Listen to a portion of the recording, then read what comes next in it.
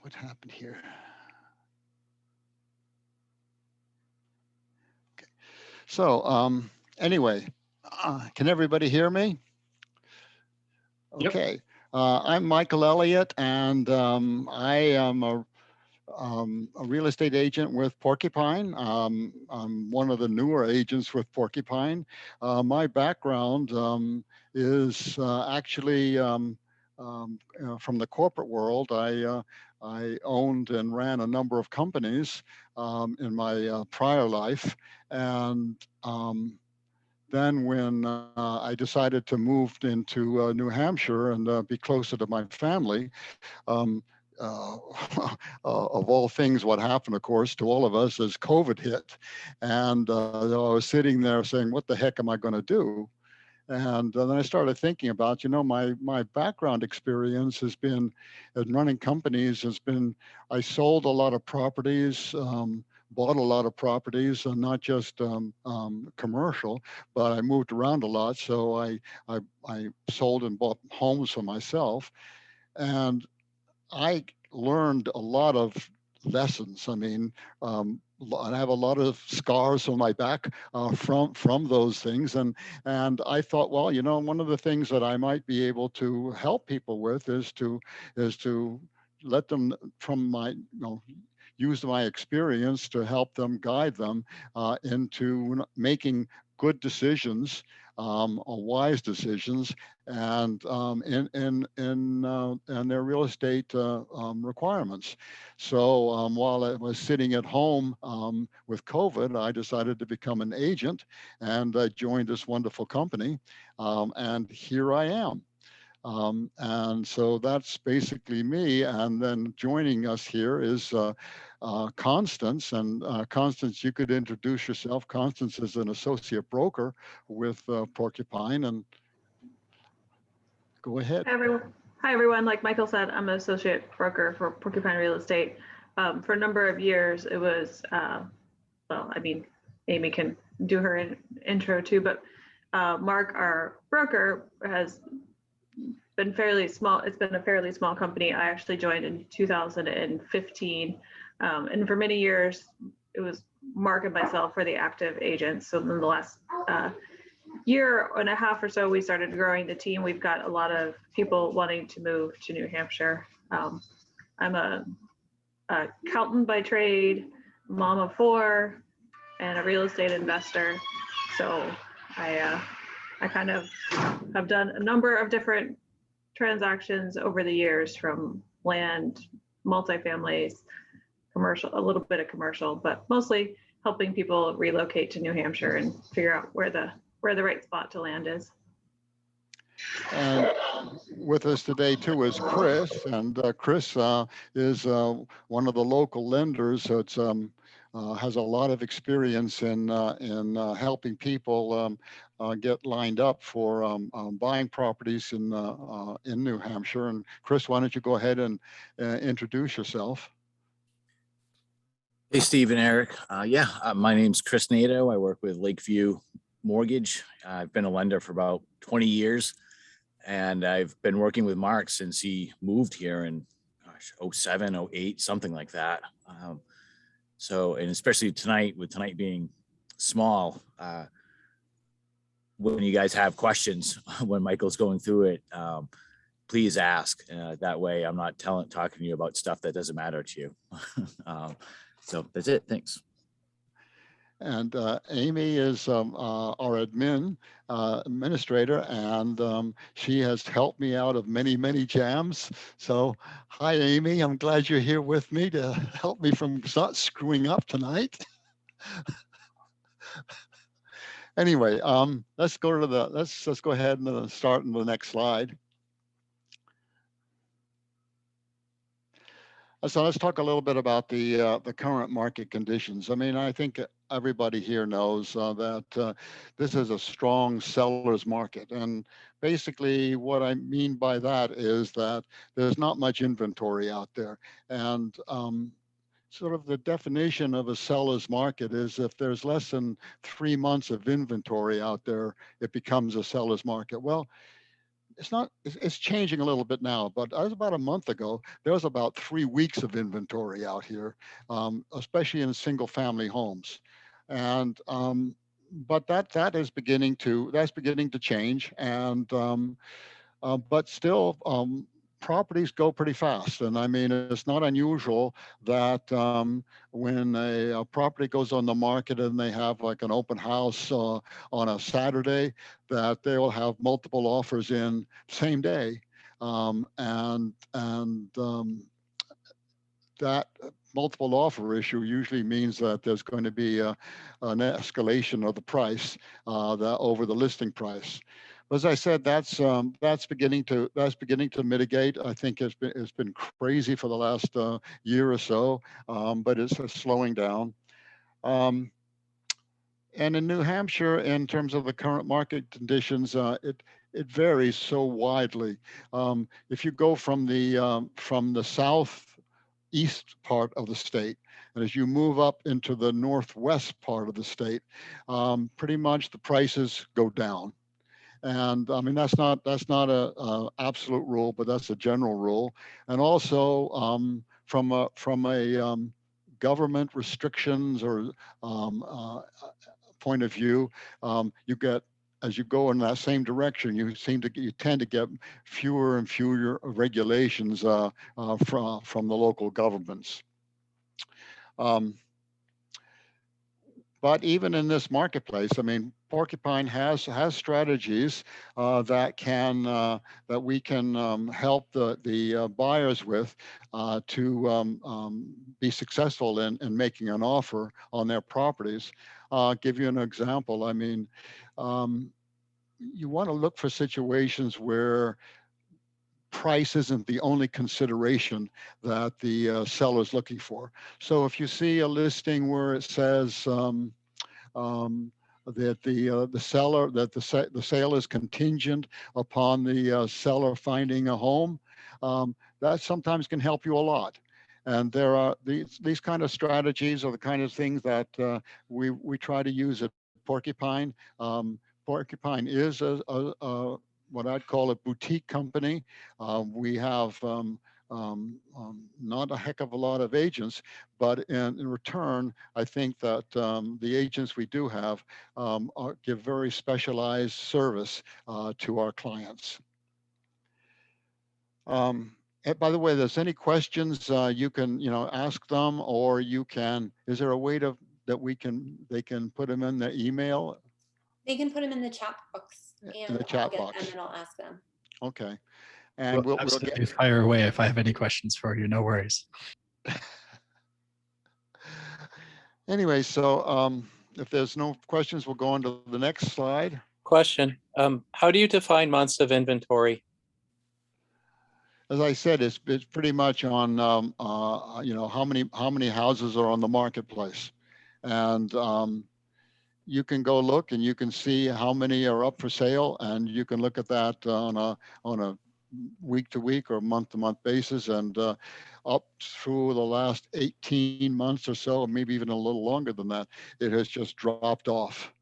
And in addition to that, you get people who are wanting to escape those states that have either high tax structure or have a lot of government regulations. So we're seeing a lot of people coming into New Hampshire, or wanting to come into New Hampshire, and so the combination of the more and more people looking at New Hampshire as a place to move, plus the fact that the inventory has been so low, and part of that reason it's been so low, of course, has been the COVID situation, and the people just didn't want to move a lot during COVID, so they weren't putting their houses up for a market. But now that we're seeing at least for a while a temporary slowdown in the COVID issue, and we are seeing an increase in the number of houses on the marketplace.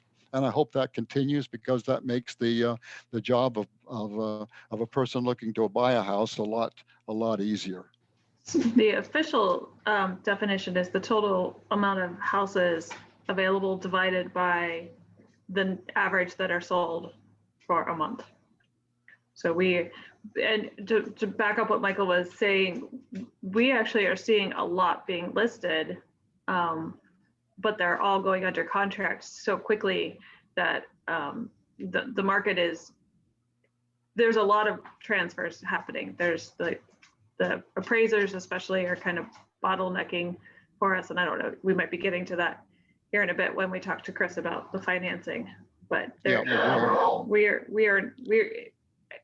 was a matter of nobody was listing, and now it's a matter of when it's listed, it's not staying on the market long enough to build up any inventory. Okay, so why purchase a home here? And I mean, on the slide, pretty much brings up a lot of the key issues: long-term investment, building equity. I mean, if you had purchased a home here 2 years ago, you could see somewhere between almost like about 20% 2-year growth in the equity in that home. It is slowing down, but it still is growing. Tax deductions we all know about, like the capital gains exclusion on selling a home and then using and the fact that you can not have to pay capital gains on the home, leaving you cash to buy homes.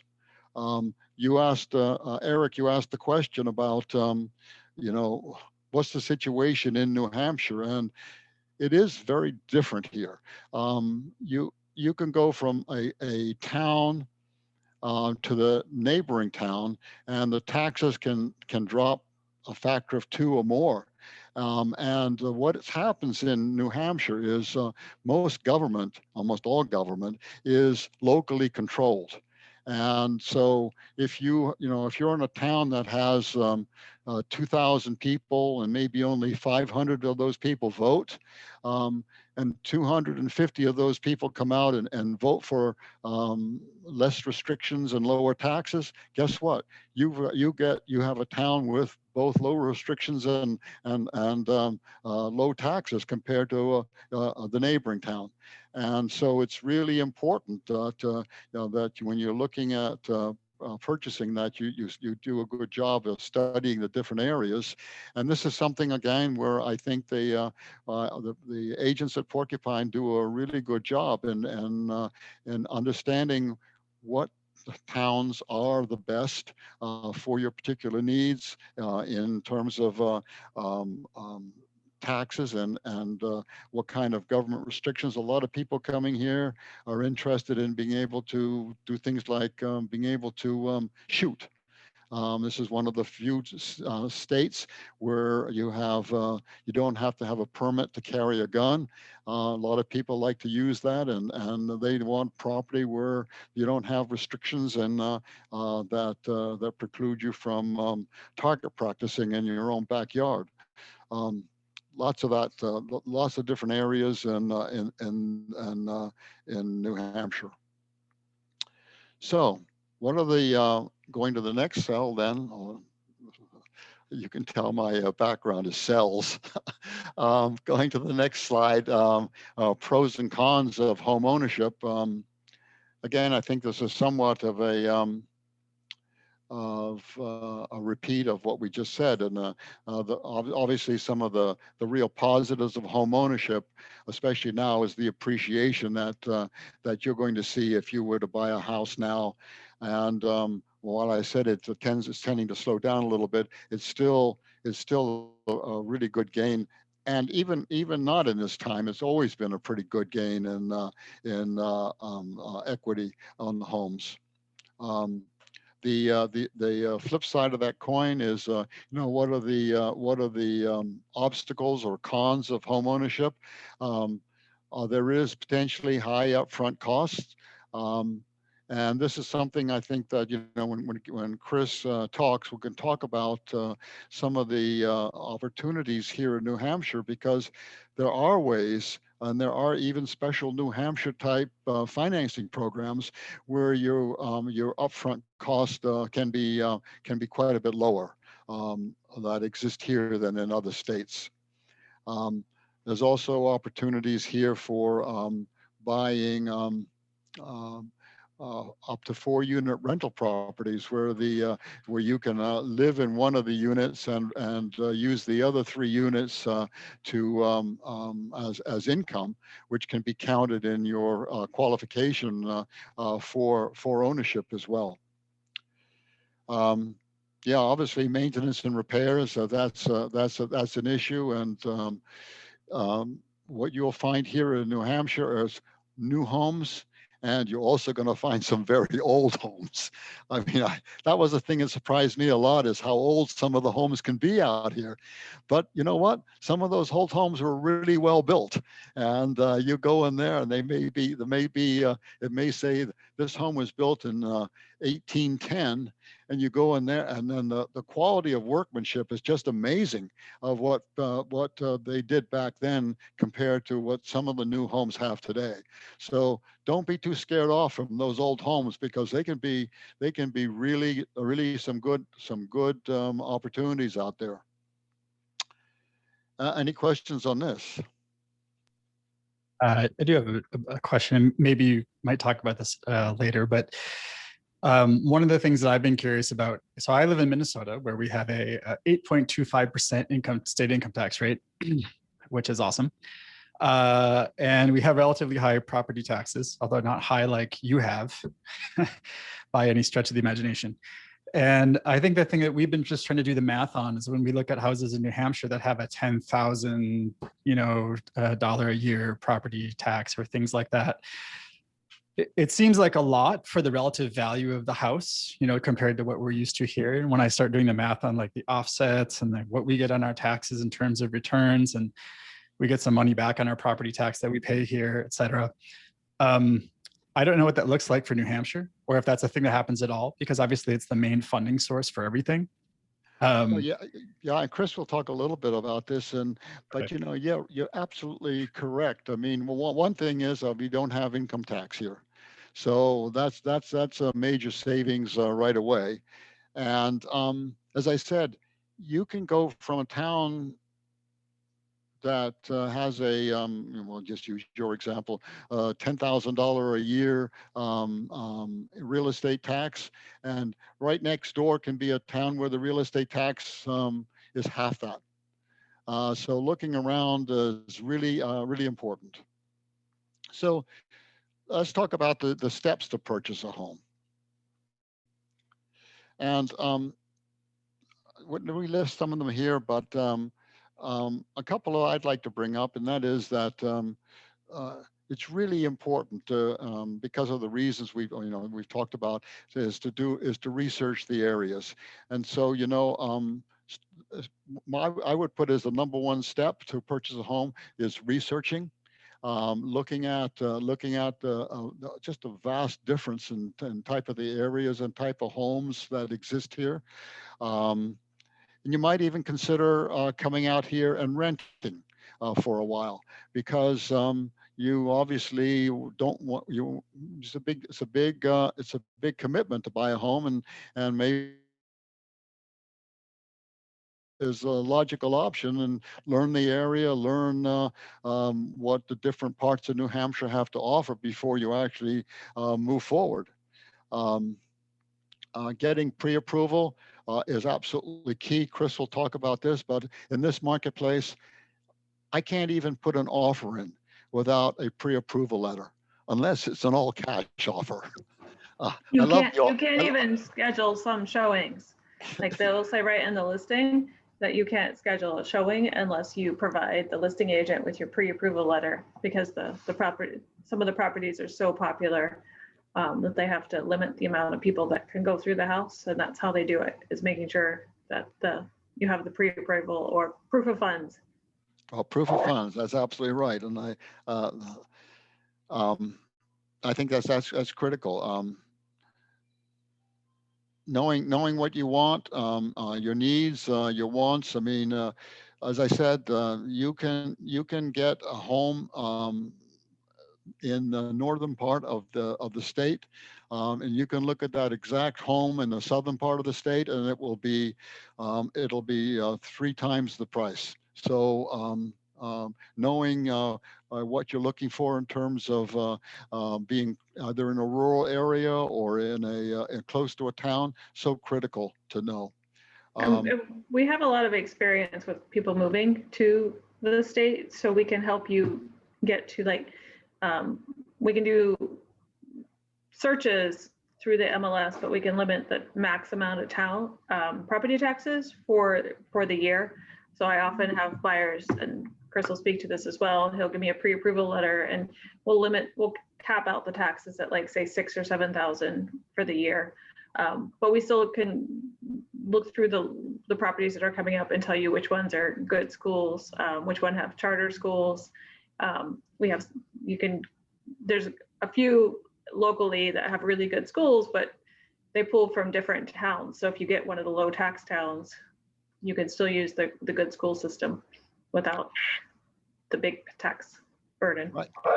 And also we can do a good job in letting you know which towns have fewer restrictions than other towns, which are more libertarian oriented, which is a lot of reasons that people move to New Hampshire.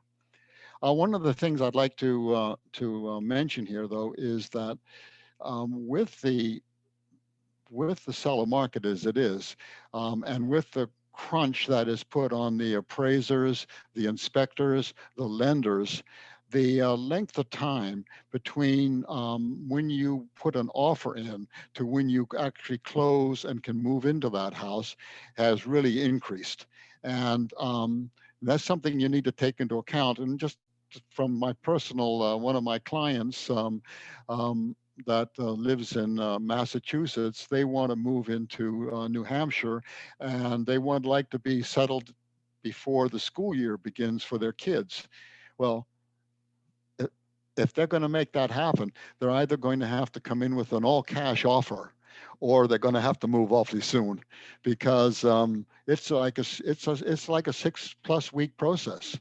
And it's just something that you need to take into account when you're thinking about purchasing a home out here. So we go to the next slide, and I'm going to really let Chris talk to this.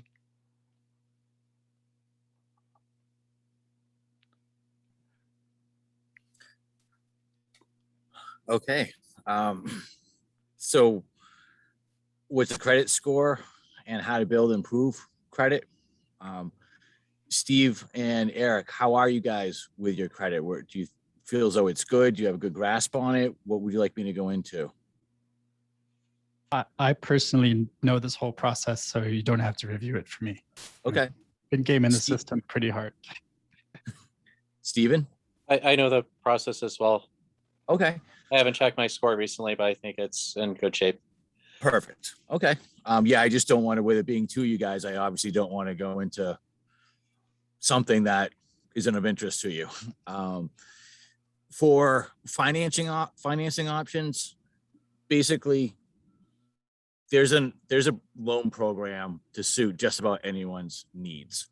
FHA, VA, and USDA, that stands for United States Department of Agriculture, commonly known as Rural Development.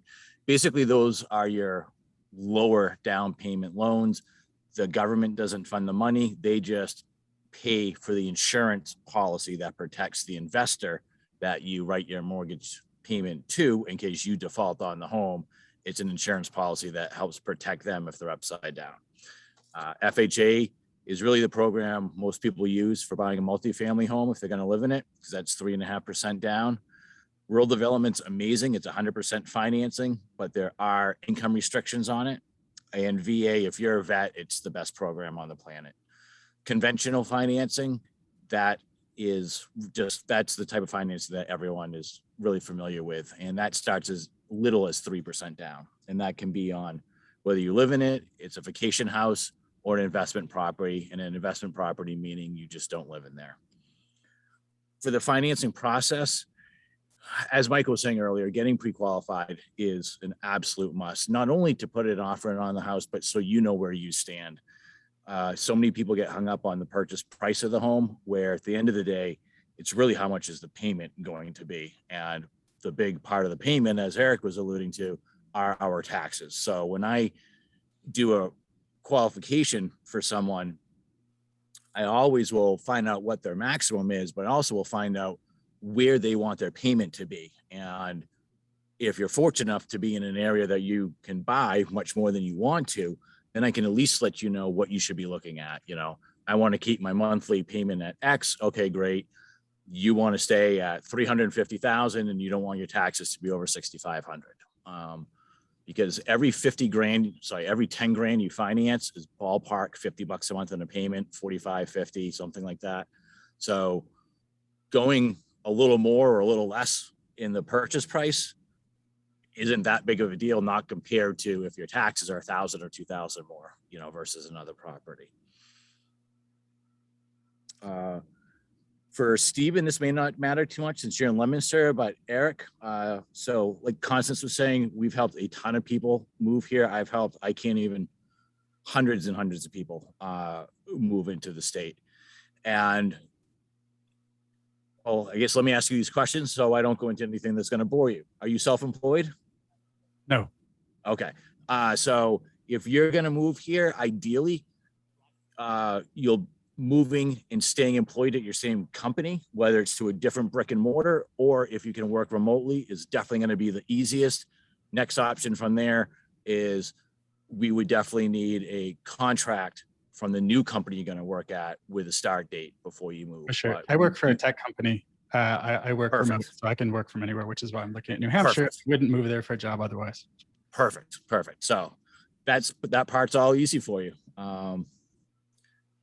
Do you guys have any questions on the financing part? What types of homes, what you're looking for, that sort of thing?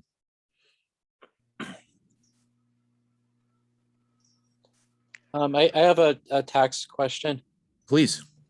If I remember, I don't do my federal, but I remember that there's like the itemized deductions on federal, and part of it is the amount you pay in property tax. Yep. But I think they added a cutoff for the amount you could claim. I forget what that cutoff is. It's 10,000. It's 10,000 if you're filing jointly, or 5,000 if you're filing individual.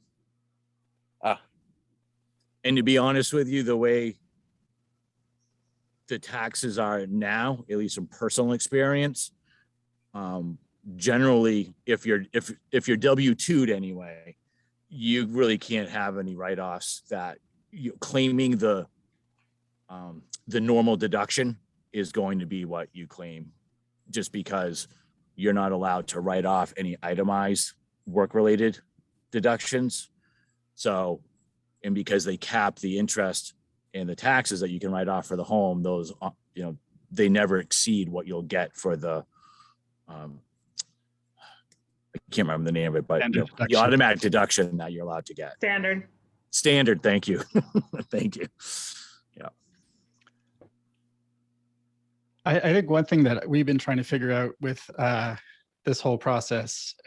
So I talked with somebody with Porcupine Real Estate a while ago. I went out in May and had a look around New Hampshire and was like trying to get a feel for it. Basically, it's all trees and rocks as near as I could tell. And I live in Minnesota, so we know trees, but you guys have a lot of trees.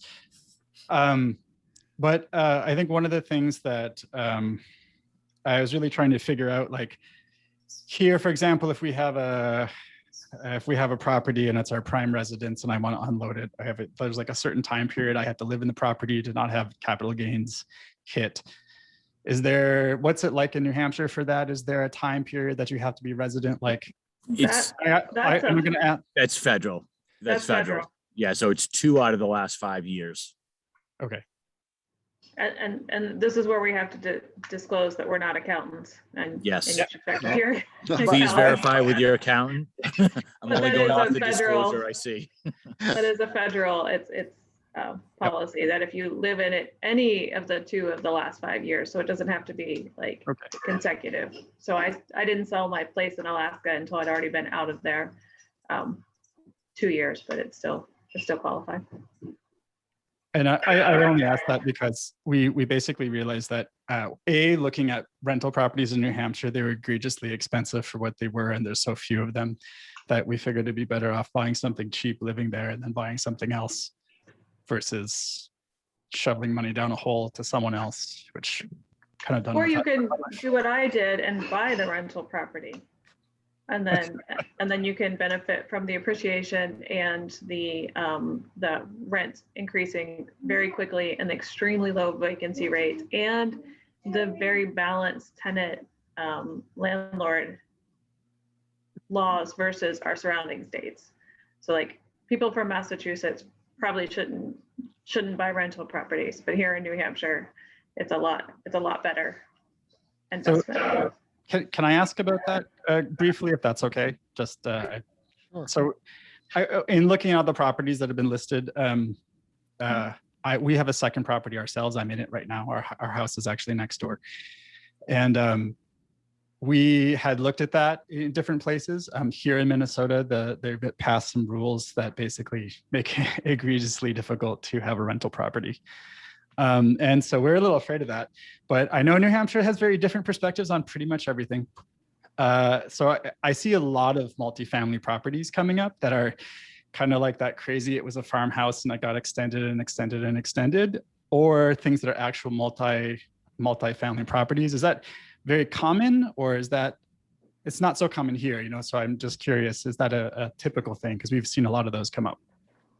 There was a lot of properties that were built as multifamilies in New Hampshire when the mills were really popular at the turn of the century. So I'm actually sitting in one. I live in a 4-unit. It was probably a 3-unit that the apartments were so big, they split the middle floor into 2 apartments. And they're not just in the city centers, but there are definitely more in the, we have small cities, but what we consider a city or a town, we definitely have more of those available. Actually, I just closed on one today for a couple. Actually, I'm going to brag for a second because Concord and Manchester have, as of 6 weeks ago, had the hottest real estate market in the country. We found them a property. They closed on it. They actually paid under appraisal, and the seller paid part of their closing cost. It was a mixed use property, so it was a little bit of a nail biter. Chris, I did get that one closed. I was pretty amazed. But so there are deals out there. There are people that are walking into properties with equity. Not everybody's paying over appraisal, even though it's a seller's market. So anyway, but there's also old Victorians that have been broken up into multifamilies. And there are some that are more rural. We've definitely helped clients buy anything from, an old house that has an in-law suite so that they can offset their mortgage to 2 houses on 1 lot. I mean, they exist. And I try, because I am an investor myself, I like to keep an eye out for those opportunities. I think Constance brings up a couple of points. One is the people, and I wanted to talk a little bit about this, what I would call the appraisal gap. And that is that when you're looking at what you can afford, you have to take into account not just the down payment on whatever type of loan that you have, as well as the closing costs, but especially in this market, what the property, what you bid on the property versus the appraisal price of the property can be a pretty sizable gap. And so you need to take into account, how much cash you're willing to put up to cover the difference between what the property will appraise at, and therefore what the lending company will lend you, and what your offer is. That's true more in single family homes, and a bigger issue with single family homes than in rentals, because I think the people who tend to buy rental properties are more investor minded, and they're looking at things like cash flow. They're looking at things like what the cap rate is on in the marketplace, versus the people that are buying a home for themselves, which tend to be, I think, a little much more emotional of buy, and tend to raise the price up more. The problem is that the appraisers have to use numbers that are from properties that have closed, and those could be properties that were listed 8 weeks ago, 9 weeks ago, and those numbers, so their appraisal number could be quite a bit lower than what you're going to have to offer for the to get the property. So there's going to be a gap there, and you need to take that into account in addition, as I said, to the closing costs and the down payment when you're trying to decide, what is your affordability range. Can I ask it as far as so where I live, the appraisal value of the properties has almost no bearing whatsoever to the actual sales price of the house, right? Because they play games with that. And I noticed that in New Hampshire, like your appraisal process, when I go look at them up at these different places, seems dramatically more invasive and detailed than I'm ever used to seeing anywhere else. And I'm just curious, like if we see a house that's selling for 400,000, but I look at the appraisal value and it's like 289 from. Are you talking appraisal or assessed? Sorry, assessment value. Sorry. Yeah. My bad. Okay, yeah, because we're talking Right. about different things then. No, yeah, You right. don't- But I mean, I guess We I'm don't just care saying, about like, assessed. Oh, here. well, I mean, everyone wants it to be low, right? But I'm just curious. It seemed like New Hampshire was more on the ball about the assessed value, at least versus where I live. And I was just curious, like if a house that's sold for half the price it's selling for right now, and the assessment value is tied to that much lower price, but then if the house sells for a much higher value, does New Hampshire say, oh, look at that, your house is worth more, and cranks it way up? We Or- get this question all the time. Because it's terrifying. Like that's a lot of Right. money. And New Hampshire does not immediately reassess based on the sales price. They will look at the sales price, and I'm probably not the best person to explain it, but from what I understand, they have like a 5-year cycle where they reassess every 5 years. So it's not triggered by the sale. And then they tie it closely to the town budget. So they will potentially like raise your assessed value, but lower the overall tax rate for the town depending on their budget. And that's why we specifically try to get more libertarian-minded people into certain towns so that they vote against increasing the tax rate and they keep the budget. And it's because we have such a local government here, we do have more success with keeping the rates down. But yeah, everyone, it is common in other states that as soon as you close on a property, they're like, oh, that's the market value, we're going to raise your assessment to match the market value. And it's not like that here. Yeah, Constance definitely hit the nail on the head for that. Sometimes it does coincide that the 5-year assessment lines up with people who have recently purchased homes and they see their taxes go up, but it's just a coincidence. Out here, generally, the only reason your taxes will go up in between that, or you'll see a change, I should say, in taxes, is if you're doing work on the house and they reassess it that way. But yeah, how much you actually pay in taxes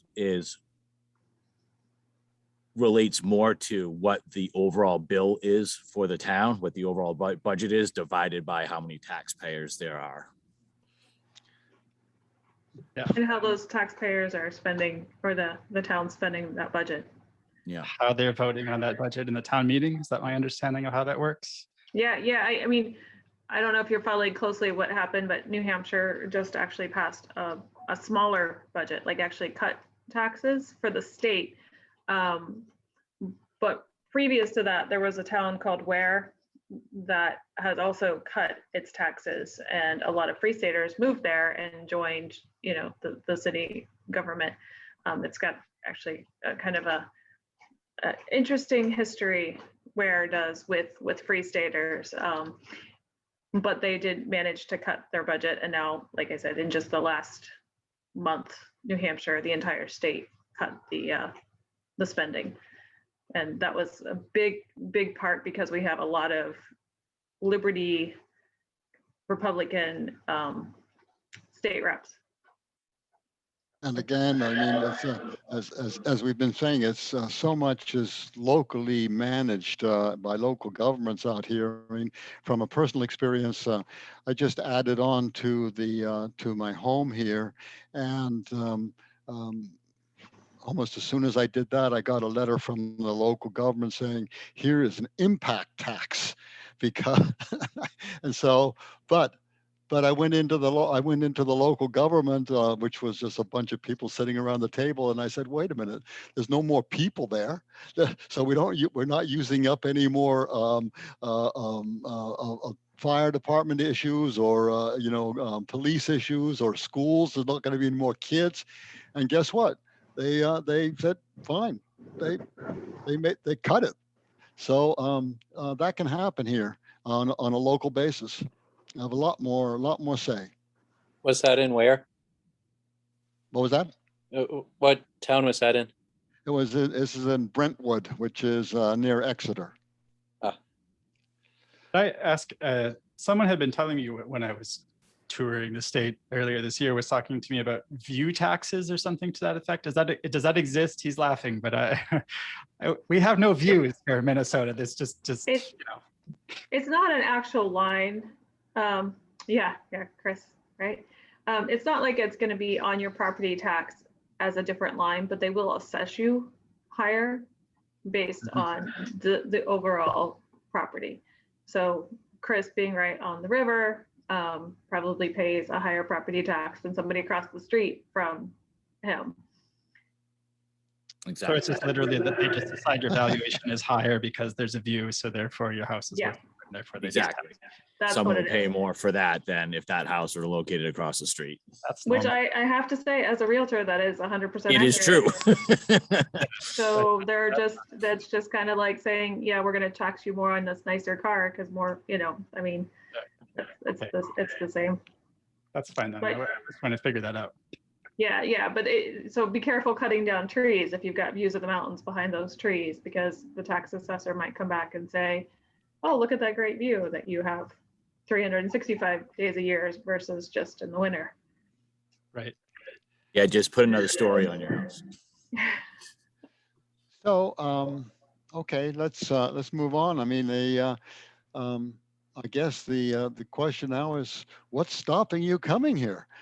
And I mean, the whole purpose of what I want to do is I want to, not just because of my job, but I mean, I want as many libertarian-minded people coming into the state as we possibly can get here. And so, what are the what is stopping you? I mean, you don't have enough money for a down payment. Well, Chris talked about the fact that there are a lot of different kind of programs that you might be able to use to lower that down payment, even down to zero in some cases. Yeah, it's a seller's market. That's been it's been a hardship on the buyers, but that's beginning to correct itself. And I think that as we move forward, we're going to see more and more correction on that basis. And even if it doesn't correct itself immediately, like the appreciation is still happening. So you would still be getting it in before. Yeah. Yep, absolutely. So I guess I don't have anything really more to add to that. So do we have any questions here? I mean, I think the reason that I joined this and I'm talking with you folks is because obviously I had no idea about the Free State project other than that when my company decided we were going to work remotely forever, I realized that I don't have to stay in my neighborhood that burned down last year and I can move away to somewhere else. That people don't do that. And so we looked at places that don't have taxes, because why pay extra tax if I don't need to? And New Hampshire seemed a lot more amenable than Florida. So Or Alaska? yeah, just not, I mean, I live in Minnesota already, right? So like everywhere is warmer than here. I don't need. I'm from Alaska, and we have no state sales tax, and property taxes are low. But yeah, we would actually joke with people from Minnesota. You came here for the nice weather, so It's true. It's good. So like New Hampshire doesn't scare us because we're like, oh wow, you guys, it's cold, like cold. It's all good. Not cold but- like you. No, I mean, well, it makes it easy. But I think that one of the biggest challenges is just like I'm motivated to go to a place that has less rules. I just paid $2,500 in permit fees to redo stuff in my house. So, you know, like I don't want to have that experience. But it's very much trying to find the actual places because it's so hyper localized in New Hampshire. It's just really, really hard to actually figure that out. So, I'm interested in working with you all to do that because we are looking to sell our house next month, and we want to buy a place. We're going to come out to New Hampshire in September for like 2 weeks and look at things and buy something. So that's kind of where we're at. Eric, are you looking to, you said you have 2 homes. So are you planning on selling one house and living in your other home while you're? We're listing our main house and we'll be staying in our second property. Okay. Because Okay. you know, like, there's a transition period. Like, what do you do? We have kids. Right. Well, because I was going to go over a couple strategies that I've done for people that don't have the option of having, you know, a second home to live in. Right. Whereas, No, it's convenient. It's next door. Like moving. right, it, right. siblings and stuff. Where, you know, they hold 2 properties and then the other one sells, gives them a couple weeks to move into it. And then they just pay the new mortgage down once they sell their other house. But looks like you don't need to do that. I mean, we have a couple of things that we're looking at with that. I think the biggest thing is just trying to find locations and having some idea of what, because it is such a hugely different financial reality between like one town and the next town that's half a mile over. It's very hard to figure that out, not being there. It isn't, The, it isn't. I was These guys gonna will be say able to that- help you. That slide that said collaboration center, I don't know if you've gotten signed up yet with automatic listings that go to your email, but that's what I was saying. When we set up the collaboration center, that's customized for you, you know, if you need 4 bedrooms or 2 bedrooms or a garage or not, or, you know, I want 5 acres. So we can customize a lot of that, but we also we can put the max tax amount, like I said. And then once you start kind of narrowing down regions, you know, like if you're a homeschooler, I have opinions on which areas of the state, you know, like pretty much all the areas are good for homeschoolers, but there's a really active community of free staters on the free coast or on the sea coast. I call it free coast. You know, so like meeting those families when you're visiting, like we can help connect you, get you plugged into when they're having a meeting. I'm in Manchester. I know a number of families. My kids are getting a little older. I've got 3 teens and a 10-year-old now, but when I moved, you know, they were 10 and under. So I've met a lot of families. So those are things that we can help with in addition to the housing search. Sure. Not that everybody here is a homeschooler. Like, I shouldn't say that, but we No, do. no, We have a lot of them. That's our reality. So that's perfectly, Yeah, I had a family that just closed on a place. They're from Massachusetts, and they're like, my friends won't say goodbye. They're all worried about COVID. You know, the school districts won't tell us if the kids will be masked next year. So they're super excited. They've actually already, because they're only an hour away, put their kids in camp up here and making connections. So I love that part. I love like seeing people so excited to make the move. Okay, well, if there are no more questions, then thanks everybody for being part of this, and move to New Hampshire. I have a question. Oh, go Please. ahead. So one of the reasons why I'm like kind of hesitant is because I'm worried about another bubble burst like 2009. I'm not sure if we're in that situation right now, but like when I bought my home in 2011, the previous owners had paid like twice as much 2 years earlier and then ended up doing a short sale. So I'm kind of like torn between buying and renting. But do you have any guesses or intuitions about what the market might be up to this year? I have ideas. Do you want to speak to that, Michael? Or I mean, I was just going to mention that, you know, the market change that happened a number of years ago had a lot to do with the lending rules. And the government has really tightened up.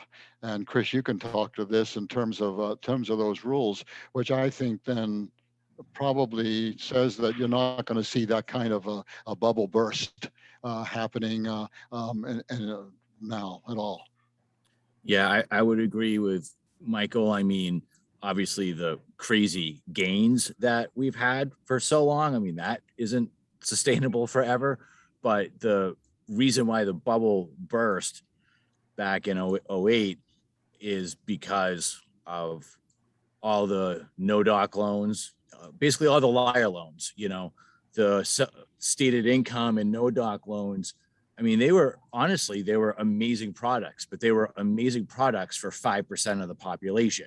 If you're a sales guy with a $20,000 a year base, but you get 40 grand a month in bonuses, but maybe 8 months a year you don't bonus, those are amazing programs for you because you don't have consistent income, but you're getting it in. Or you're self-employed, you have $1 million company and you write it down at $52,000. Like, we know you're making more than that, but on paper you don't show it. Unfortunately, those loans were going to people that had W-2 jobs and salaries. So you had that part going on. You had very low credit restrictions. So people that had bankruptcies 6 months ago and a 514 credit score, they were getting loans at maximum financing on adjustable rate loans. And then you had Wall Street that was securitizing these loans as A paper when they were really D paper and selling them around the world. And you had everything just start to collapse at once. And then that's why you had, people that couldn't afford the mortgage anymore. And then people were losing jobs. And then that just perpetuated that you can't hold it. And that's not going on now. Right now, and since then, it's been 100% full documentation. So you have to prove that you really can afford that home. And it's become very hard to qualify when you're self-employed, to be honest with you. So I don't see the same reasons happening over again. I agree. One of the things I tell buyers that are worried is that we're in a market right now where there's like 30 offers for some homes. So even as things slow down, 10 offers is still means that you're unlikely to get the house with 10 offers. 5 offers, you're still unlikely to get the house. I mean, we get down to like 2 or 3 offers, then, instead of having straight up appreciation for the values of a house, it's tapering off. But the things that are driving people to New Hampshire aren't going to change. Like, people want out of the cities after COVID, like other states are being ridiculous. So the demand, and I'm not just talking about free staters, like tons of other agents that I've talked to people that are just like up and moved from Oregon without a plan because they just couldn't deal with their kids being, home, and they needed a different environment. So the push to move to the more rural state, and because New Hampshire has historically not allowed for a lot of building, they want minimum lot sizes, they haven't put a lot of money in. We incentivize, the state incentivizes people for keeping land in current use, which means don't build on it.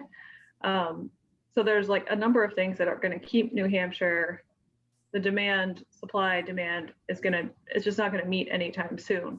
So and then the flip side of that is, if they collapse the entire economy, there's going to be foreclosures, right? Which obviously we have no control over that. But of places that I want to be before they do that, New Hampshire is it.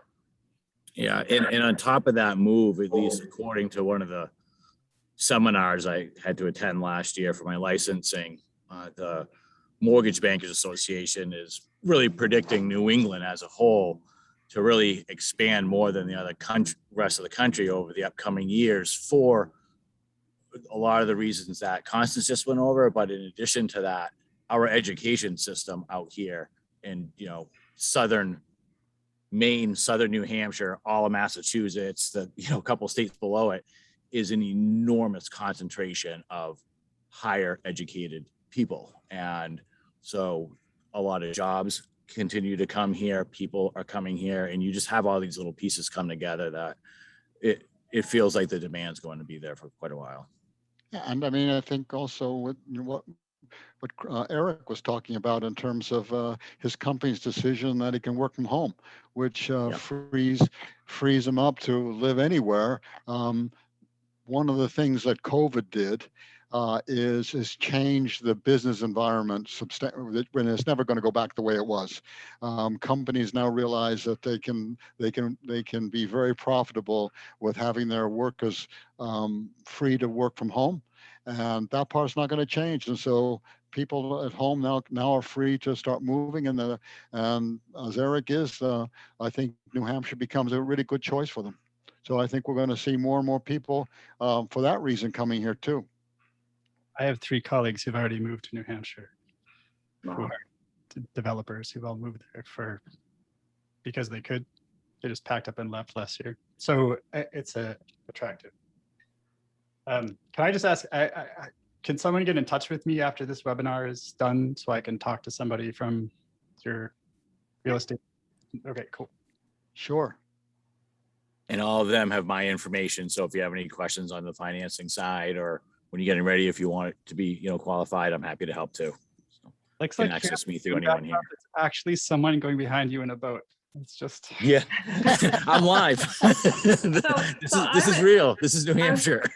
I'm like 10 minutes away from Chris, and I have no river. I'm in a little neighborhood. I'm sorry, Constance. If I these know, guys I know. turn around, they'll be a 10th of a mile from Constance's house eventually. What was that? If those guys turn around and go to the end of the river, they'll be next to your house.